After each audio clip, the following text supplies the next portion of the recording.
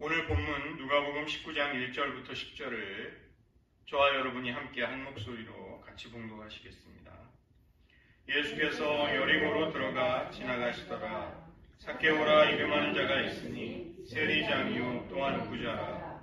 그가 예수께서 어떠한 사람인가 하여 보고자 하되 키가 작고 사람이 많아 할 수 없어 앞으로 달려가서 보기 위하여 돌 무화과 나무에 올라가니 이는 예수께서 그리로 지나가시게 되미러라. 예수께서 그곳에 이르사 쳐다보시고 이르시되 삭개오야 속히 내려오라. 내가 오늘 네 집에 유하여야 하겠다 하시니 급히 내려와 즐거워하며 영접하거늘 무사람들이 보고 수군거려 이르되 저가 죄인의 집에 유하러 들어갔도다 하더라. 삭개오가 서서 주께 여쭈어오되 주여 보시옵소서 내 소유의 절반을 가난한 자들에게 주겠사오며 만일 누구의 것을 속여 빼앗은 일이 있으면 네 갑절이나 갚겠나이다. 예수께서 이르시되 오늘 구원이 이 집에 이르렀으니 이 사람도 아브라함의 자손이미로다. 인자가 온 것은 잃어버린 자를 찾아 구원하려 함이니라. 기도하시겠습니다.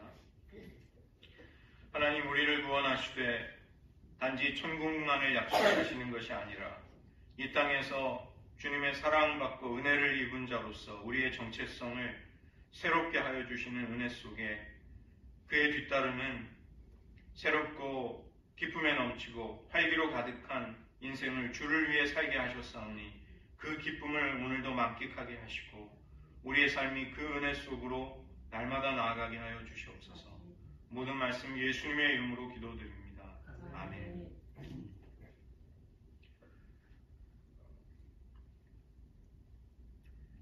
하나님이 우리의 정체성을 그리스도 안에서 새롭게 하신다는 것이 오늘도 함께 살펴볼 주제입니다. 저희가 지난 주일에는 옛사람과 새사람의 관계를 통해서 헌옷을 벗어버리고 새옷을 입도록 하시는 비유컨대 그런 하나님의 새롭게 하시는 은혜를 생각해 보았다면 오늘은 거짓된 자아가 참된 자아로 변화되는 은혜를 같이 나누기를 원합니다.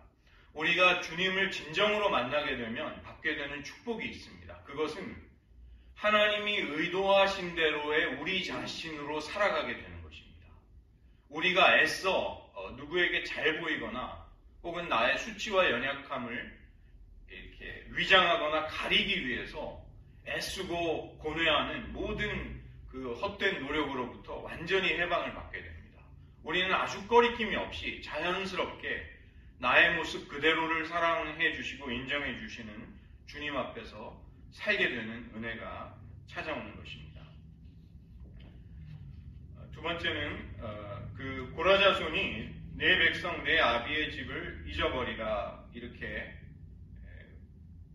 왕의 결혼식에 혼인잔치에 들어가는 처녀를 향해 조언해 주었던 시편 45편 그 주제가 이제 계속 연결이 되는 것이고 우리가 옛사람을 완전히 벗어버리고 새사람을 입은 하나님 안에서의 새로운 정체성을 확고하게 붙들면 붙들수록 우리는 왕이 우리의 아름다움을 사모하시는 즉 하나님이 우리를 사랑해 주시는 차원의 삶으로 들어가게 되는 것이죠. 오늘은 그 마태복음 5장 20절을 먼저 생각해 보면 좋겠습니다. 예수님이 산상수훈에서 하신 말씀인데요. 너희의 의가 서기관들과 바리새인보다 더 낫지 못한다면 결코 천국에 들어가지 못한다. 우리가 천국 백성으로 하나님께서 주시는 생명의 말씀을 받게 될 때 우리의 의로움, 우리의 의가 서기관들과 바리새인들이 가지고 있는 의보다 더 나은 의, 더 탁월하고 더 뛰어난 의로움을 소유하게 된다는 것입니다.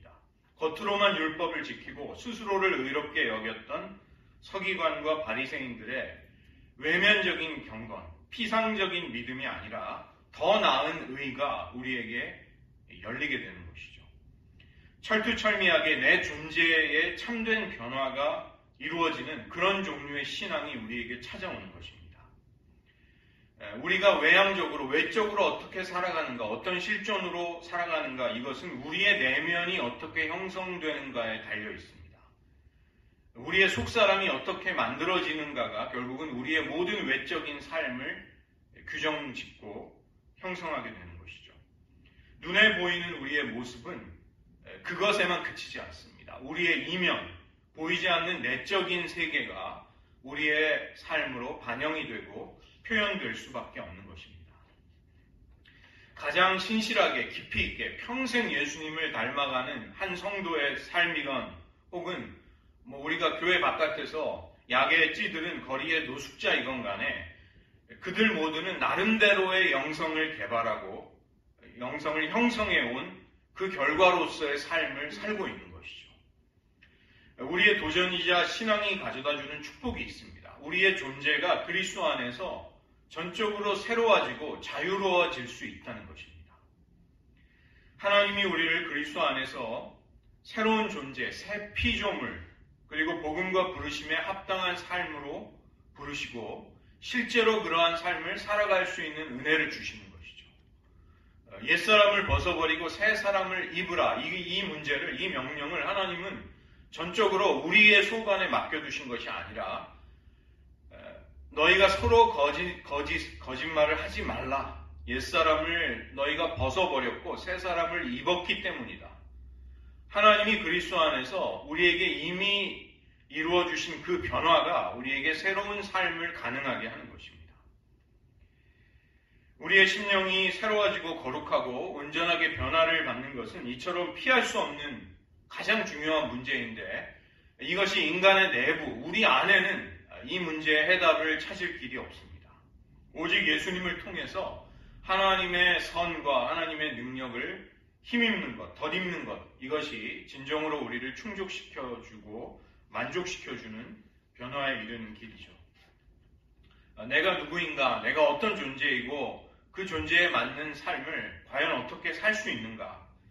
이 질문에 우리가 답하려면 우리의 마음, 우리의 존재, 우리의 가장 깊은 내면의 차원에서부터 내가 누구인지를 담아낼 수 있어야 한다는 것입니다. 이 영성신학에서는 그리스도인의 영성이 만들어지는 것, spiritual formation, 이것이 성령의 주도를 통해서 성령님이 우리를 이끌어 가시면서 우리의 자아, 우리의 내면을 주님의 형상을 닮아가도록 바꾸시는 과정이다. 이렇게 보는 것이죠. 우리의 내면과 성품, 우리 존재의 가장 깊은 차원에서 주님을 닮아가라고 주님이 부르시는 것입니다. 이것은 지치고 곤고한 사람들에게 주님이 베푸시는 사랑의 음성입니다. 이 길이 우리에게 진정한 안식을 주고 우리가 이 길을 간다는 것은 가벼운 짐을 지고 가는 것입니다. 쉬운 멍에를 메고서 주님으로부터 주님의 형상, 주님의 마음을 배우는 길이 된다는 것입니다. 마태복음 23장 26절을 보면 예수님은 잔과 대접의 겉만 깨끗하게 해서는 안 된다. 안까지 깨끗하게 하라고 말씀하십니다. 우리가 진정으로 깨끗해질 수 있는 길은 하나님의 은혜를 통해서 우리의 내면, 우리의 속사람까지가 모두 새로워지는 길입니다. 우리가 영적인 성장을 멈추게 되는, 놓치게 되는 두 가지의 부분이 있는데 하나는 우리의 내면의 변화를 통해서 우리의 외부에 있는 나쁜 성품, 악덕을 극복하고 승리할 수 있어야만 우리에게 성장이 찾아옵니다. 또 하나의 성장의 문제는 우리가 하나님과 이웃의 유익을 구하려는 사랑에 있어서 진보가 일어나야 한다는 것입니다. 그렇지 않다면 우리는 겉으로 우리의 행동을 바꾸고 우리의 의지를 강화한다고 해서 그것으로는 진정한 변화가 일어나지 않는 것이죠. 고린도전서 13장 7절부터 8절을 보시면 사랑은 모든 것을 참으며 모든 것을 믿으며 모든 것을 바라며 모든 것을 견디느니라. 모든 것을 참고 믿고 바라고 견딜 수 있는 그런 종류의 변화가 일어나야 우리에게 승리가 찾아옵니다. 그것은 하나님의 사랑이 우리 안에 온전히 이루어지는 그 변화의 깊이까지가 이루어져야 한다는 것입니다. 피상적인 것으로는 이제 깊은 은혜가 가져다주는 유익에 우리가 들어가지 못하는 것이죠. 우리 존재의 시면에 하나님의 사랑이 부어지고 그 사랑이 새겨지게 되면 우리가 주님과 또 이웃을 사랑하는 것이 쉬워지며 자연스럽게 됩니다.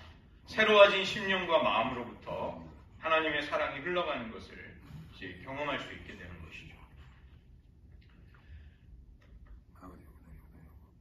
우리의 삶에 6가지 측면이 있습니다. 달라스 윌라드라는 분이 이야기한 것인데, 지정의, 우리의 생각과 감정과 선택과 결정을 내리는 의지에, 이것이 우리가 인간의 내면을, 인격을 이루는 요소라고 우리가 알고 있죠. 그것뿐만이 아니라 우리의 몸이 우리의 실존의 중요한 부분입니다. 우리는 몸을 통해 물리적인 세상과 이제 상호 관계를 맺을 수 있게 되고, 그 다음에 사회적인 정황, 이것은 우리가 하나님과 타인과의 관계 속에 놓여 있음을 말하는 것이죠. 그래서 이런 인간의 삶의 모든 측면을 다 통합하는 전인, 온전히 하나가 되는 이 전인을 성경은 영혼이라고 말하는 것입니다. 이런 생각과 감정과 의지, 그리고 몸과 사회적인 정황이 이루는 우리의 영혼, 즉 우리의 모든 요소들이, 삶의 요소들이 하나님을 통해 통합이 되고 올바로 조정이 되면서 나아갈 때 우리는 하나님과 이웃을 마음을 다해서 사랑할 수 있게 되는 것이죠. 우리의 모든 존재가 하나님의 통치와 다스리심 아래 놓이게 되는 것입니다.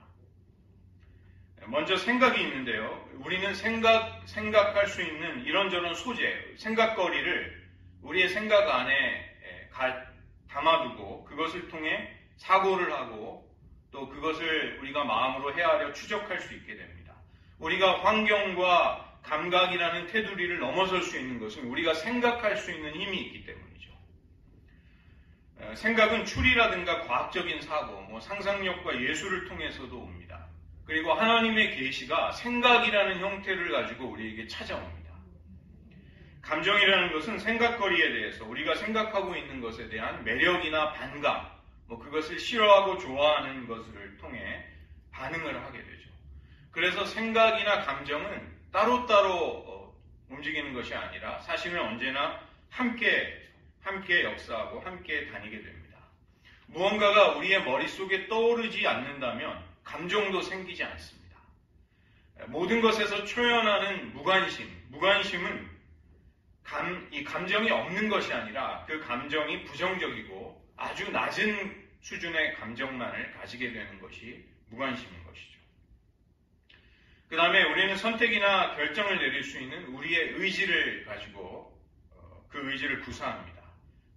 어떠한 것을 자유롭게 선택하고 결정한다든지 창의력을 발휘한다든지 선이나 악을 행할 수 있는 능력도 우리의 의지를 가지고 행동에 옮겨지게 됩니다. 우리의 내면이 그것에 대해서 예 혹은 아니요라고 답을 할 때 그 의지는 이제 행동으로 표현이 되는 것이죠.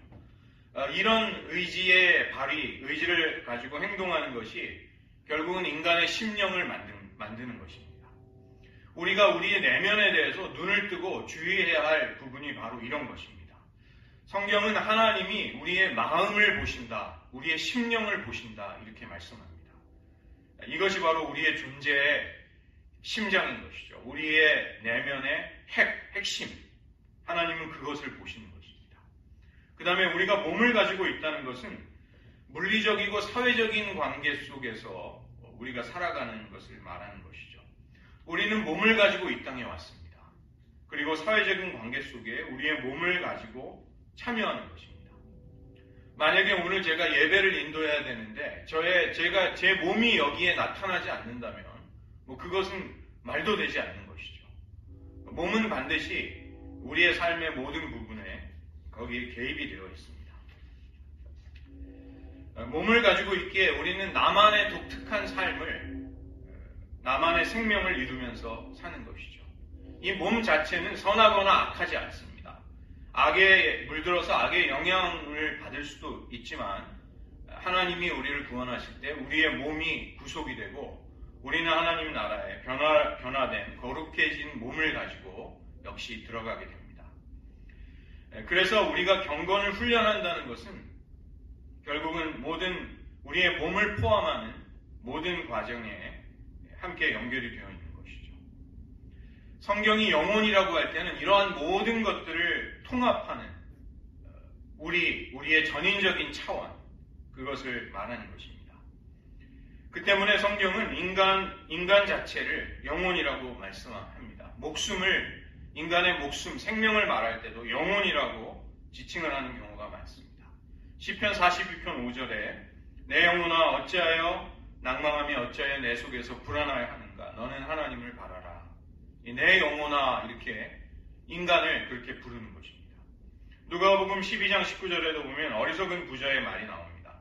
영혼아, 여러 해 쓸 물건을 많이 쌓아두었으니 평안히 쉬고 먹고 마시고 즐거워하자. 그래서 영혼이라고 이렇게 부르는 것은 그 인간 전인, 우리의 삶의 모든 영역을 지칭하는 것입니다. 그래서 우리에게 영적인 변화가 일어난다는 것은 이러한 우리의 삶의 모든 영역들이, 차원들이 거듭나고 새로워진 그런 변화를 받은 속사람이 이끄는 가운데, 그리스도를 닮아가는 가운데 이루어지는 것이죠.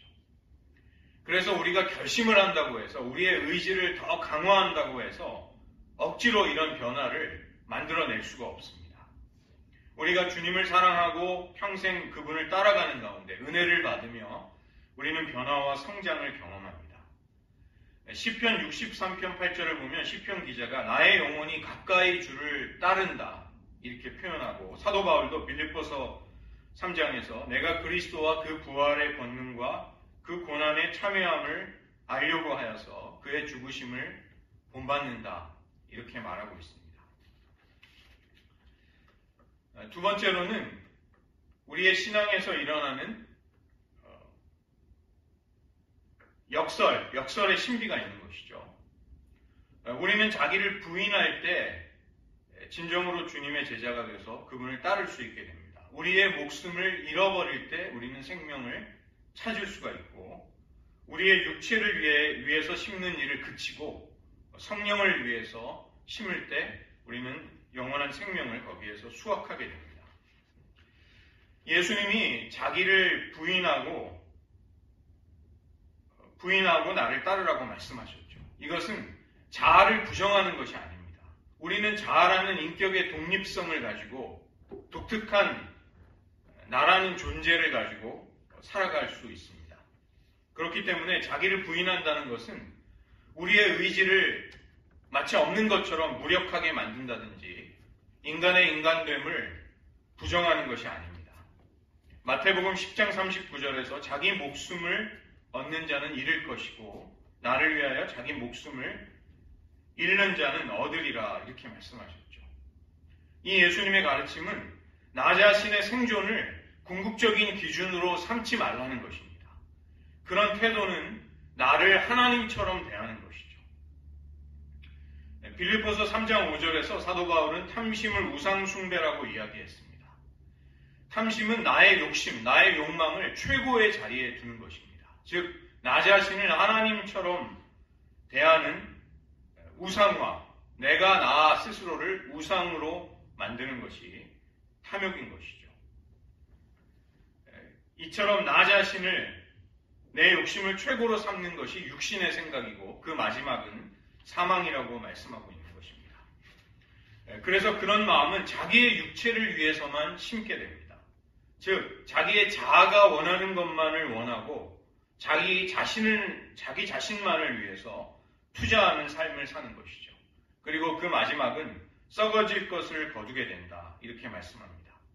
그러나 우리의 삶이라는 것은 하나님이 우리를 다스리는 하나님의 나라, 더 높고 고귀한 가치를 위해서 나의 자아를 포기하고 잃어버리게 될 때, 내려놓을 때 도리어 회복될 수 있습니다.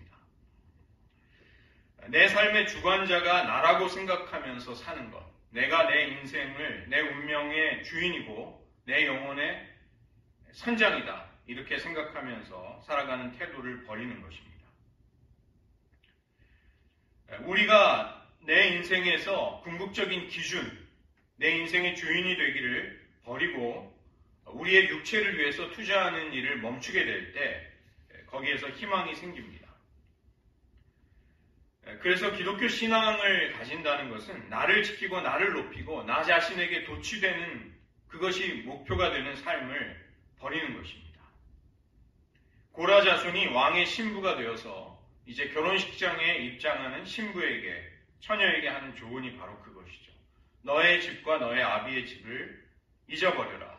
내가 그동안 그토록 소중하게 여기고 추구하던 너를 중심으로 한 세상을, 세계를 버려라. 그것을 아끼지 말고 던져버려라. 어떠한 미련도 거기에 두지 말아라. 이제 새로운 존재로 부름을 받았기 때문에 내가 사랑하는 그 왕을 경배하라. 내가 분명히 그런 태도를 취한다면 왕은 너의 아름다움을 사모하실 것이다. 이렇게 말하는 것입니다. 그녀는 사랑스러운 신부가 되어서 왕과의 완전한 연합으로 나아가게 되는 것이죠. 누가복음 14장 26절과 27절에서도 예수님은 물은 내게 오는 자가 자기 부모와 처자와 형제와 자매, 더욱이 자기 목숨까지 미워하지 아니하면 능히 내 제자가 되지 못한다. 누구든지 자기 십자가를 지고 나를 따르지 않는 자도 능히 내 제자가 되지 못하리라. 이렇게 말씀하셨습니다. 이 십자가형을 받게 되면 죄수가 자신을 처형하게 되는 십자가를 짊어지고 처형장으로 올라가라는 명령을 받습니다. 자신이 짊어지고 가는 그 나무가 자신을 죽이는 도구가 된다는 것입니다. 그래서 십자가는 죽음이 나 자신에게 임하는 나의 목숨을 잃어버리게 하는 도구가 되는 것이죠. 예수님이 이 말씀을 하신 다음에 그 뒤에 망대를 어떻게 완성을 해야 될지 미리 건축 비용을 계산하는 건축가의 비유를 말씀하십니다. 그리고 전쟁에 나가기 전에 그 비용을 미리 계산하는 왕에 관한 말씀을 하시는 것이죠. 예수님께 우리의 인생 전체를 걸고 투자하는 것이, 즉 십자가를 지고 가는 것이 정말로 수지가 맞고 남는 장사인지를 계산해보라, 신중하게 숙고해보라, 이렇게 말씀하시는 것입니다. 우리의 인생이 절대로 손해를 보지 않을 수 있는 길은 우리의 인생을 예수님께 바치는 것입니다. 내가 사랑하는 모든 것을 그분을 위해 바치고 드리는 것이, 그것은 결코 우리에게 손해를 가져오지 않습니다. 우리가 이 문제를 분명하게 하지 않는다면 이 신앙의 진보가 일어나지 못하게 되는 것이죠. 예수님의 영광과 아름다움을 보지 못하는 사람, 주님을 사랑하지 못하는 사람들은 십자가를 지고 나를 따르라는 이 제자도의 대가가 너무나 가혹하다, 너무나 크다는 생각을 합니다.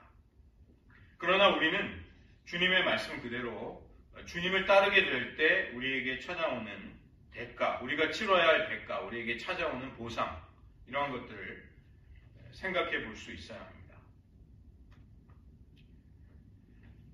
그 계산을 누구보다도 탁월하게 잘했던 사람이 짐 엘리오트 선교사입니다. 1958년 1월 8일에 그는 4명의 동료 선교사와 함께 에콰도르에 있는 아우카 부족에게 가서 순교를 당합니다. 그가 일기장에 남긴 유명한 문장이죠. 결코 잃어버릴 수 없는 것을 얻기 위해서 지킬 수 없는 것, 움켜쥘 수 없는 것을 버리는 사람은 지혜롭습니다. 이렇게 그는 자기 일기장에 자기의 생각을, 자기의 인생의 모토를 거기에 썼던 것입니다. 우리가 예수님을 위해서 나 자신을 부인하기 시작하면 새로운 지평이 눈에 열리게 됩니다. 우리가 애착을 품고 소중하게 여기던 것들이 사라지면 우리는 말할 수 없이 괴롭고 힘들어하며 낙심했었는데 그게 달라진다는 것입니다. 더 이상 우리가 잃어버린 것들이 우리를 낙심시키지 못하게 됩니다. 그리고 우리는 그것을, 때로는 잃어버린 것에 대해 감사하고 또 기뻐할 수 있기까지 하는 것이죠. 예전에 그토록 갈망하고 붙들고 있었던 것들을 우리는 더 이상 원하지 않는다는 사실을 알게 되는 것입니다. 그리고 이전에는 진심으로 원하지 않던 것들을 갈망하고 기뻐하고 있는 우리 자신을 발견하게 되는 것이죠. 주님의 제자가 되어서 살아가게 되면 우리는 어느 날 문득 나는 내 자아에 대해서 죽었습니다, 이렇게 말할 수 있는 날이 찾아옵니다. 영국의 브리스톨에서 믿음의 기도의 응답으로만 수천 명의 고아들을 먹였던 조지 뮬러라는 분이 있습니다. 그분도 이런 고백을 남겼습니다. 어느 날 나는 죽었습니다. 조지 뮬러와 그의 의견, 그의 선호, 그의 취향과 의지에 대해서 죽은 것입니다. 세상의 인정과 비판에 대해서도 죽었고 내 형제나 친구들의 인정 혹은 비난에 대해서도 죽었습니다. 사람들은 이 조지 뮬러를 보면서 시편 23편이 그의 얼굴에 쓰여져 있다 이렇게 말할 정도였습니다. 우리가 우리 자신에 대해서 죽게 되면 우리의 감정과 생각과 의지는 더 이상 나를 높이거나 나를 주장하는 데에 매여 있지 않게 됩니다. 그리고 하나님과 이웃을 향한 사랑으로 굉장히 쉽게 움직일 수 있게 되는 것이죠. 바로 삭개오가 이렇게 예수님을 만남으로 인해서 그에게 찾아왔던 놀라운 변화를 경험할 수 있었던 사람이었습니다. 오늘 누가복음 19장의 본문은 메시아로서의 사명을 위해 예루살렘으로 가시는 예수님의 여정의 거의 끄트머리 그 부분에서 나오는 사건입니다. 성서학자들은 이 누가복음의 단락을 이제 예루살렘으로 가시는 예수님의 여행에 관한 말씀을 여행 내러티브라고 부릅니다. 예수님은 이제 곧 예루살렘에 올라가서 고난을 당하시고 십자가의 죽음으로 하나님 아버지의 뜻을 완성하시게 됩니다. 주님의 그 예루살렘으로 가시는 그 여행 내러티브의 끝자락에 여리고에 살고 있는 세리 삭개오를 구원하는 사건이 일어나게 됩니다. 19장 7절을 보시면 사람들은 삭개오를 죄인이라고 불렀습니다. 그리고 혐오하고 미워하였습니다. 사람들은 삭개오를 사람 취급하지 않았다는 것입니다. 예수님 당시의 세리들은 로마가 요구한 그 세금의 액수를 맞춰서 로마 당국에 갖다 주기만 하면 그 나머지는 얼마를 걷든지 자신들의 권한이었습니다. 그래서 그런 권력을 가지고 같은 민족, 동료 이스라엘 사람들을 착취해서 세리들은 막대한 부를 쌓을 수 있었습니다. 그래서 그 당시 가장 대표적인 죄인을 지칭하는 말이 세리와 창기라는 말이었습니다. 이 삭개오는 일반 세리가 아니라 세리장, 치프, 세리들의 우두머리였죠. 그는 그 지위에 올라갈 때까지 오랜 세월을 악행을 저질렀고 그는 큰 부자가 되었습니다. 예수님이 여리고로 지나간다는 소식을 듣게 되자 그는 예수님이 어떠한 분인지를 뵙기를 원하였습니다. 예수님이 유대교 지도자들과 다르신 분이라는 소문을 들었고 그는 아마도 좋은 인상을 가졌을 것입니다. 하나님의 나라를 선포하시지만 모든 폭력적인 수단을 거부하셨던 주님에 대해서 그리고 세리들을 매국노로 몰아세우지 않고 그들의 집에 꺼리낌 없이 찾아가 식탁의 교제를 나누시는 예수님에 대해서 그는 한번 뵙고 싶은 마음이 들었던 것이죠. 그러나 그는 그를 망설이게 하는 두 가지 감정, 양가 감정, 이제 그런 것에 시달렸을 것입니다. 그는 세리장이었기 때문에 부하들 앞에 자기의 지체 높은 신분과 지위가 있었습니다. 집안의 가장으로 식솔들, 가족들 앞에서 자기의 모습을 대중들에게 노출하는 것이 부담스러웠을 것입니다. 그는 키가 작았기 때문에 사람들 틈의 선체로는 예수님을 볼 수 없었습니다. 그래서 주님을 보고 싶은 마음을 그는 억누르지 못하고 돌 무화과 나무 위로 올라갑니다. 키가 작은 자기 용모의 열등감 그리고 사람들이 자신을 죄인 취급하는 그 시선을 다 알면서도 자기 자신을 드러낸다는 것은 큰 용기를 필요로 하였습니다. 예수님은 마침내 나무 위에 올라가 있는 삭개오를 주목하셨습니다. 주님은 여러 말씀을 하시지 않고 삭개오야 속히 내려오라. 오늘 내가 내 집에 유하여야 하겠다. 이 말씀만 하셨습니다. 사람들은 삭개오만이 아니라 왜 죄인 된 그의 집에 교제하기 위해 찾아가시는가 예수님까지도 비난하였던 것이죠. 그러나 주님은 그런 시선에 아랑곳하지 않으셨습니다. 예수님은 삭개오가 주님을 향해 가졌던 관심, 그의 겸손함, 그의 영혼의 간절함을 귀하게 여기셨습니다. 누가복음 18장 13절을 보시면 위선적인 기도를 드리는 바리새인 곁에서 감히 하늘을 우러러보지도 못하고 자기 가슴을 치면서 하나님께 긍휼을 구하는, 자기를 불쌍히 여겨달라는 기도하는 한 세리가 나오죠. 삭개오의 심령이 바로 그런 기도하는 세리와도 같았다는 것이죠. 은혜에 대한 갈급함과 겸손함과 애통함이 있었습니다. 예수님은 그런 삭개오의 집에 일부러 찾아가셔서 함께 식사하시고 교제하면서 그를 향한 관심과 사랑을 베풀어 주십니다. 예수님이 이토록 자기 자신을 영접해 주실 때 삭개오는 주님에게 자신의 결단을 말씀드립니다. 19장 8절부터 10절에 그 결단이 나오죠. 소유의 절반을 가난한 이들을 구제하는 데 쓰겠으며 세리의 권력을 이용해서 속여서 빼앗은 재물이 있다면 4배로 갚겠습니다. 삭개오는 바로 이 누가복음 18장에 나오는 기도하는 겸손한 세리와도 같은 비슷한 사람이었죠. 그러나 18장을 보면 또 다른 부자 관원이 나오게 됩니다. 그는 삭개오와 대조되는 사람이었습니다. 예수님을 찾아와서 무엇을 해야 영생을 얻을지 물었을 때 예수님은 그 부자 관원에게 내게 있는 모든 것을 다 팔아 가난한 자들에게 주고 너는 나를 따르라. 제자로 그를 부르셨습니다. 그는 큰 부자였기 때문에 주님의 말씀에 근심하다가 조용히 사라져버립니다. 그 부자 관원은 부유함과 높은 지위가 가져다주는 혜택, 삶의 유익을 포기할 수 없었던 사람입니다. 그러나 그와 대조적으로 삭개오는 자신이 소유하고 있는 것이 자신에게 줄 수 없는 것들을 예수님에게서 찾을 수 있다고 확신하게 되었습니다.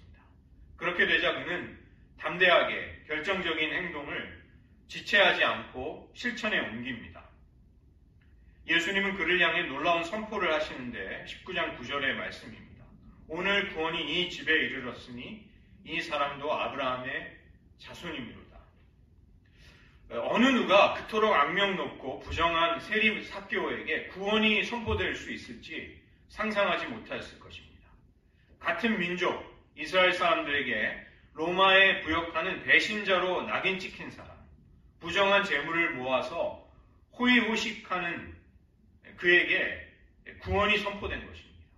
아브라함의 자손이 되어서 당당하게 언약의 공동체에 참여할 수 있는 영예가 바로 그런 죄인 삭개오에게 주어지리라고 삭개오 자신도 아마 상상하지 못하였을 것입니다. 우리는 삭개오가 철저히 회개했기 때문에 예수님이 이런 선포를 하셨다고 생각한다면 오늘 본문을 완전히 잘못 이해하는 셈이 됩니다. 우리 번역된 성경에는 잘 강조가 되어 있지 않은데 19장 5절을 보시면 오늘 내가 내 집에 유하여야 하겠다. 이렇게 되어 있습니다. 무엇을 해야만 한다. 데이, 헬라어 데이라는 조동사가 나옵니다. 반드시 그렇게 하겠다는 필연성, 당위성을 뜻하는 말입니다. 예수님이 누가복음 9장과 24장에서 순환 예고를 하실 때 바로 이 똑같은 말을 하셨습니다. 인자가 그리스도가 많은 고난을 받아야 하고 버림바 되어야 하고 죽임을 당해야 하며 제3일에 살아나야만 한다. 반드시 그렇게 되어야 한다. 신적인 당위성. 인자가 고난을 받고 죽음을 당하고 살아나야만 한다는 것은 하늘 아버지의 뜻이다. 반드시 그렇게 되어야 한다. 이렇게 말씀하신 그 똑같은 표현을 삭개오의 집에 찾아가시는 예수님이 하신 것입니다. 내가 오늘 내 집에 유하여야만 하겠다. 반드시 그렇게 해야만 하겠다. 메시아로서 그분은 삭개오에게 찾아가실 주님의 의지를 말씀하신 것이죠. 내가 반드시 내 집에 찾아가 너를 만나 너를 교제해야만 하겠다. 내가 반드시 그 일을 하겠다. 예수님의 이 사랑과 긍휼이 삭개오에게 엄청난 변화를 경험하게 한 것입니다. 그는 용모의 열등감, 사람들의 비난 속에서 느꼈던 고립감과 수치를 늘 마음에 가지고 있었던 사람입니다. 마치 달리고 있는 호랑이 등에서 내려올 수 없는 사람처럼 그는 어떻게 할 수 없는 그런 삶에 내몰리고 있었던 것이죠. 그러나 예수님의 따뜻한 환대와 사랑, 우정어린 영접을 받게 되었을 때 그는 예수님의 사랑 앞에서 놀라운 행동을 합니다. 그의 모든 가면, 거짓된 자아를 벗어버릴 수 있게 된 것입니다. 스스로를 지키기 위해서 더 악해지고 더 강팍해야만 했던 그의 위험한 삶의 질주를 주님의 사랑 앞에서 비로소 멈출 수 있게 된 것입니다. 주님을 보기 위해 올라갔던 돌 무화과 나무에서 주님의 부르심에 즉시 내려올 수 있었던 것처럼 그는 거짓 자아로 살아가던 삶에서 즉시로 내려올 수 있었습니다. 양파 껍질처럼 까도 자신을 위장하고 가리기 위해서 만들어 두었던 모든 거짓된 가면들, 이것을 한순간에 부숴버릴 수 있게 된 것입니다. 주님의 사랑이 삭개오의 정체성을 새로워지게 할 수 있었고 그는 진정한 자신이 될 수 있었던 것이죠. 그런 변화가 찾아오자 누가 뭐라고 시키기도 전에 그는 은혜를 받고 용서를 경험한 사람이 할 수 있는 행동을 즉시로 실천하게 됩니다. 삭개오의 결심과 그의 의지가, 그의 회개가 주님을 감동시킨 것이 아니었다는 것입니다. 예수님이 그에게 진정한 정체성을 일깨워 주자마자 그는 영혼에서부터 우러난 기쁨으로 회개하며 순종할 수 있었습니다. 예수님이 삭개오의 누더기와 같은 옛사람을 벗어버리게 하시고 새 사람을 입혀주시자 그는 그 변화가 즉시 자기에게 찾아왔다는 것을 직감하게 됩니다.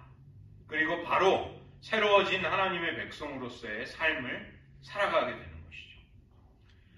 우리에게도 변화가 바로 이런 식으로 찾아오게 됩니다. 주님의 사랑이 우리 안에 전격적이고 철저한 놀라운 변화를 일으키고 우리는 새로운 피조물로서 태어나게 되죠. 예수님은 잃어버린 자를 찾아 구원하기 위해 오셨다는 그분의 사명을 선언하십니다. 그리고 예루살렘으로 올라가시게 됩니다. 삭개오와 같이 예수님을 진정으로 만나게 된 사람은 내가 그동안 하나님을 잃어버렸고 또한 진정한 나 자신을 잃어버렸다는 것을 깨달을 수 있게 됩니다. 그리고 예수님이 우리의 정체성을 회복시켜 주시자마자 우리는 내가 예전에 가졌던 모든 것을 이제는 잃어버려도 괜찮다는 생각을 하게 되는 것이죠. 우리도 하나님 안에서 하나님의 은혜와 사랑을 입은 자라는 우리의 새로운 정체성, 그것이 가져다주는 희망에 넘치는 삶으로 날마다 나아가시게 되기를 주님의 이름으로 축원드립니다. 저희들 말씀을 의지하면서 기도하는 시간 가지도록 하겠습니다. 주님을 만나서 주님의 사랑과 너그러운 영접 속에서 일생 동안 열등감과 모멸감 또 비난을 받으며 배신자로 취급당했던 한 인생 삭개오에게 완전한 변화가 찾아오게 됩니다. 우리가 이 시간 기도하기 원하는 것은 주님이 그와 마찬가지로 우리에게 회복시켜 주신 새로운 정체성을 굳게 붙들게 하소서, 이런 기도를 드리기 원합니다.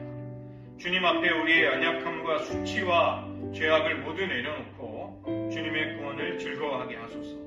아브라함의 자손이라는 소속감을 완전히 회복하게 된 삭개오처럼 하나님의 사랑받는 은혜를 입은 아들과 딸이라는 우리의 소속감을 주 안에서 확고히 붙들 수 있게 하소서. 아담과 하와가 범죄할 때 그들은 하나님을 피해 숨으며 수치를 가리기 위해 무화과 나뭇잎으로 치마를 만들어 입었습니다. 그러나 하나님은 대속 제물의 죽음으로 마련하신 가죽옷을 입혀주셨던 것입니다. 우리를 겹겹이 둘러싸고 있는 거짓된 자아들, 우리의 치부를 가렸던 가면들, 부정적인 자아상들을 우리에게서 예수님은 벗겨주셨습니다. 이 시간 하나님의 어린 양의 희생으로 우리에게 입혀주신 새로운 옷, 새로운 정체성을 덧입고 그 부르심에 걸맞는 삶을 살게 하소서. 기도하는 시간 잠시 가지겠습니다. 하나님 아버지, 우리를 새로운 존재로 만드시고 우리의 옛사람을 벗어버리며 새 사람을 새 옷처럼 입혀주셨습니다. 주님, 우리는 그동안 하나님 안에서 살지 못했을 때 가졌던 많은 두려움과 불안, 사람의 인정과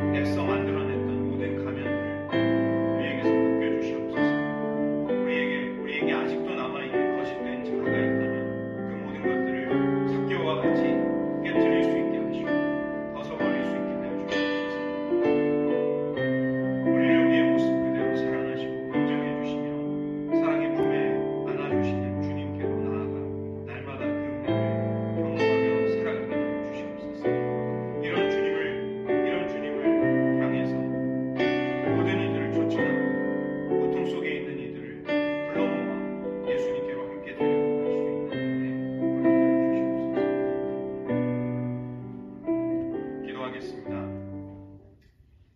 하나님 아버지, 일생 동안 자기 자신의 치부를 가리기 위해 자신의 부끄러움과 모멸감을 극복하기 위해 삭개오는 스스로도 어찌할 수 없는 위험한 삶에 내몰렸고 자기 동료와 민족들을 착취하면서까지 부를 쌓아왔습니다. 그러나 그의 지위와 그의 부유함이 결코 줄 수 없었던 것을 예수님께로부터 얻을 수 있다고 확신하자 그는 주님의 사랑에 응답하기 시작하였습니다. 하나님, 우리 역시도 하나님을 알지 못하던 때 많은 두려움에 휩싸여 우리 자신을 인정받기 위해 더 좋은 모습으로 꾸미며 가장하며 살아왔습니다. 우리가 무언가를 잃어버리고 상실하게 될 때마다 우리는 그것에 목말라하며 미칠 듯한 목마름에 배고픔에 생수를 찾아다니는 인생이었습니다. 그러나 주님을 만나게 되자 주님이 우리를 새로운 사람으로 만들어 주셨고 우리의 그런 모든 거짓된 자아로부터 벗어나 나 그대로를 용납하고 사랑하시는 하나님 앞에 참된 나의 모습을 되찾고서 살아갈 수 있는 행복을 허락하여 주셨습니다. 하나님, 이 기쁨을 잃어버리지 않는 삶이 되게 하여 주시옵소서. 아직도 은연중에 나도 모르게 나를 꾸미고 가장하며 살았다면 그런 모든 거짓된 가면들을 다 버릴 수 있는 용기를 허락하여 주시옵소서. 주님 앞에 나의 진실을 그대로 가지고 나아가 주님의 사랑의 품에 안겨서 주님과 날마다 동행하며 주님과 함께 사랑의 교제를 나누는 인생으로 살아가게 하여 주시옵소서. 모든 말씀 예수님의 이름으로 기도드립니다.